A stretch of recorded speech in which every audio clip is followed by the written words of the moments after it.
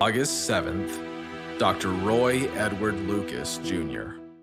The secret code is, be a friend to make a friend. Before the Sunday morning service, Tyler's mom approached Roy Lucas, a longtime friend of the family. Tyler's mom asked if Roy would consider counseling 12-year-old Tyler. Divorce had rocked their home, and Tyler's dad had dropped off the scene. Tyler felt rejected and abandoned.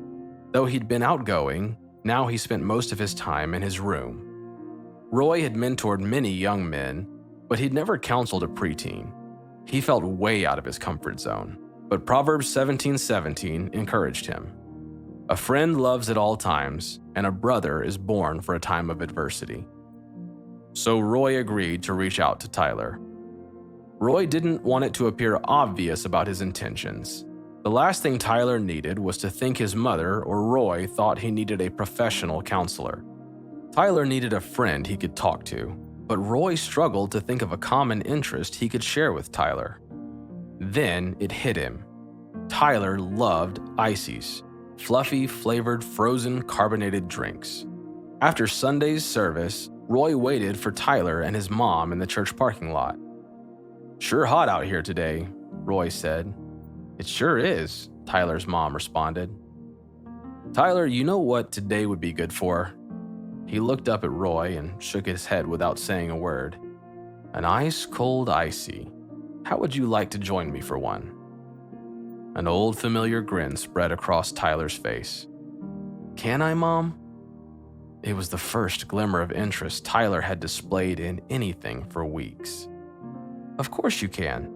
But don't you two go getting into any trouble," she chuckled. They chatted as they drove to the local commissary, and Roy asked Tyler what he'd learned from the Sunday school lesson. Tyler shrugged and gazed out of the window. Then Roy teased Tyler about whether or not he had a girlfriend. He giggled and shook his head. Roy was beginning to think there was no way he was going to get Tyler to relax and open up. But then Roy began a debate over the best flavor of Icee. Roy insisted it was cherry cola. Tyler favored wildberry and argued Roy needed to try it once, and he agreed. By the time they bought their Icees and found a seat, Tyler seemed at ease. Before long, he shared how hard it had been since his dad left. To Tyler, it was as if his dad had thrown him away like an old cardboard box that nobody wanted. And Tyler believed he had to protect his mother, that it was his responsibility.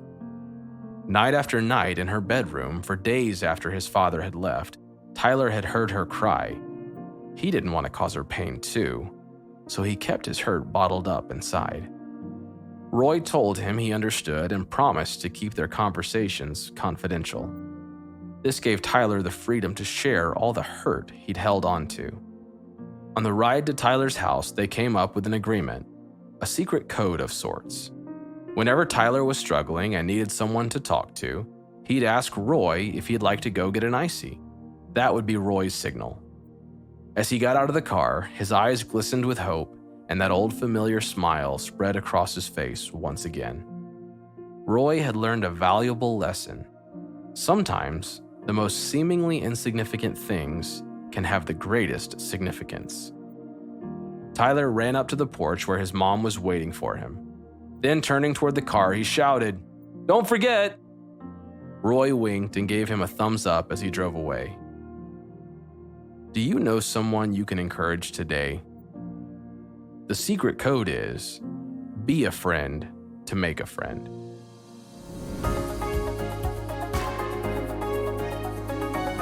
Hi, my name is Brad Hawkins, CEO of a cybersecurity company called SaferNet, and I just listened to just a fantastic story at 365 Christian Men about Roy Lucas. Roy was a man that truly understood what it meant to be a friend. He reached out to a young kid and probably made a very large difference in his life. A rare thing in our world today. You know, I was sitting around a fire pit with some friends of mine last night, and there was somebody that made a comment that the average man only has 2 real friends. I thought, man, that is so sad. And I hope that's not you.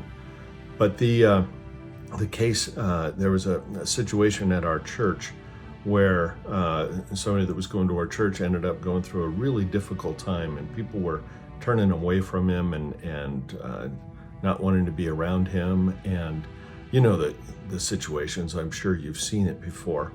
Well, I prayed for him, and I thought, well, what he needs is a friend. I reached out to him, and he ended up going to coffee, and you know what I got? I got a lifelong friend through the situation. I'm blessed for eternity because of that. I challenge you, look around, see who's around that would like and that would need a friend, and just step out and ask them for a cup of coffee or breakfast and spend some time with them and invest in them. And who knows, maybe you end up with a lifelong friend. It is a life that we're to share. You know, God says there's two important jobs that we have, and that is to love Him and to love those around us. So I challenge you, reach out and make a friend.